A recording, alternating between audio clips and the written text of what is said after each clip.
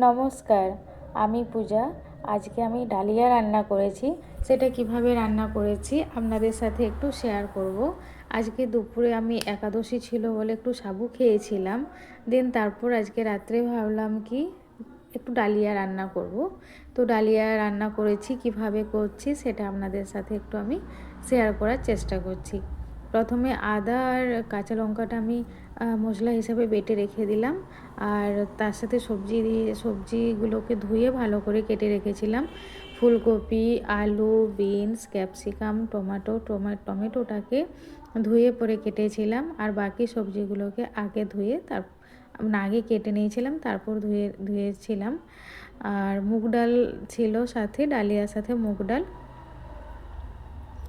আর আমি এখানে সবজিটা একটু মশলাটা বেটে নিচ্ছি। আদা আর কাঁচা লঙ্কা। আমি যদিও রান্নাটা ঠিকঠাক মতো পারি না, চেষ্টা করছি ভালো একটু করার।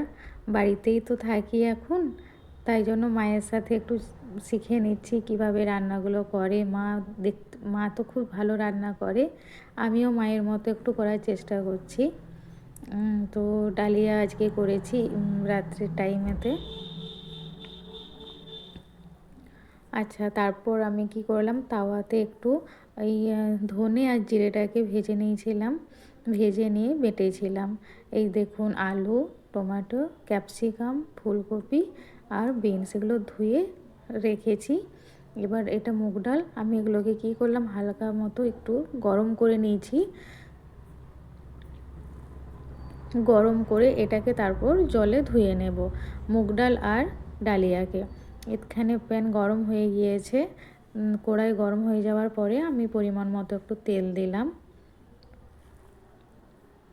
তেল দেওয়ার পর ফোড়ন হিসাবে দিয়েছি জিরে, গোটা জিরে আর গোটা শুকনো লঙ্কা। ওগুলো দেওয়ার পর আমি সব সবজিগুলো তেলের ওপর তুলে দিলাম।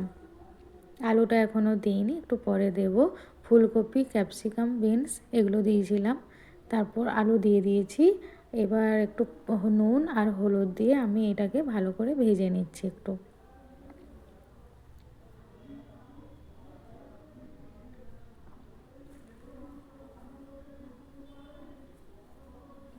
লো আঁচে রেখেছি একদম, খুব জোরে গ্যাস জ্বালাইনি, একটু কম রেখেছি, কম আঁচেই এটা করছি। এই দেখুন, অনেকটা ভাজা হয়ে গিয়েছে ভালো মতো। তারপর ওই যে আদা লঙ্কা বাটা আর মা পরে ধনে পাতা আর কাঁচা লঙ্কা এগুলো বেটে দিয়েছিল, একটু ওগুলোও দিয়ে দিলাম এর সাথে।